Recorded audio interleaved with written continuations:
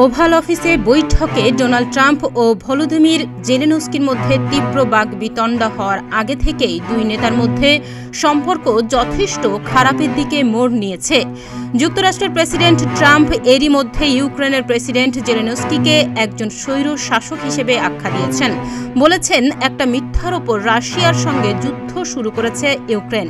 ট্রাম্পের পূর্বসূরি বাইডেনের পৃষ্ঠপোষকতায় ৩ বছরে গড়ে ওঠা যুক্তরাষ্ট্র ইউক্রেন জোট এখন টুকরো হয়ে গেছে। এদিকে যুক্তরাষ্ট্র ও ইউক্রেনের মধ্যে সম্পর্কের প্রকাশ্য ভাঙন পশ্চিমা সামরিক জোট ন্যাটোর সদস্য দেশগুলোর সঙ্গে ইউক্রেনের বড় সমস্যা বাধার ইঙ্গিত দিচ্ছে। ইউক্রেন ছাড়াও ইউরোপীয় দেশগুলোর নিরাপত্তায় যুক্তরাষ্ট্রের প্রতিশ্রুতি নিয়েও এখন আরও অনেক সংশয় ও প্রশ্ন দেখা দেবে। এরই মধ্যে সবচেয়ে বড় প্রশ্ন, প্রেসিডেন্ট ট্রাম্প কি তার এক সময়ের পূর্বসূরি হ্যারি ট্রুম্যানের প্রতিশ্রুতি রক্ষা করবেন? 1949 সালে প্রেসিডেন্ট ট্রুম্যান ঘোষণা দেন, ন্যাটো জোটের কোনো দেশের ওপর হামলা যুক্তরাষ্ট্র নিজের ওপর হামলা বলেই মনে করবে। এদিকে রাশিয়ার প্রেসিডেন্ট ভ্লাদিমির পুতিনের সঙ্গে জোরালো সম্পর্ক পুনঃপ্রতিষ্ঠায় দৃশ্যত ট্রাম্পের যে আগ্রহ, তার ভিত্তিতেই এখন উদ্বেগের জন্ম নিচ্ছে। প্রেসিডেন্ট ট্রাম্প ইউক্রেনের ওপর ভীষণ চাপ তৈরি করেছেন আর রাশিয়ার জন্য দিচ্ছেন বড় ধরনের ছাড়ের প্রস্তাব, যা ইউক্রেনবাসীকেই দিতে হবে। ট্রাম্প ও জেলেনস্কির বাকবিতণ্ডায় ইউক্রেনের নিরাপত্তার বিষয়টি নগণ্য হয়ে উঠছে। সেই সঙ্গে ইউরোপিয়ানরাও নিজেদের নিরাপত্তা নিয়ে হয়ে পড়েছেন উদ্বিগ্ন। রাশিয়ার সঙ্গে চলমান যুদ্ধ বন্ধে ইউক্রেনে ছাড় দেওয়ায় ট্রাম্পের দাবি প্রত্যাখ্যান করেছেন জেলেনস্কি।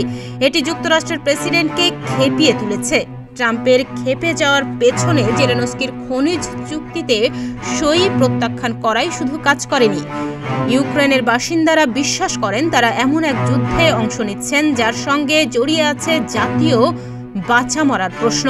এছাড়া পুতিনকে যদি দমিয়ে রাখা না যায়, তবে সুযোগ পেলেই তিনি যুদ্ধ অবসানের যে কোনো প্রতিশ্রুতি ভঙ্গ করবেন, এটিও বিশ্বাস তাদের।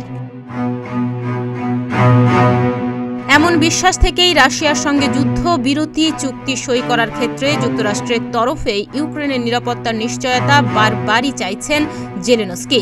গতকাল ওভাল অফিসের বৈঠকটি মার্কিন ভাইস প্রেসিডেন্ট জেডি ভ্যান্সের হস্তক্ষেপের পর উত্তপ্ত হয়ে ওঠে।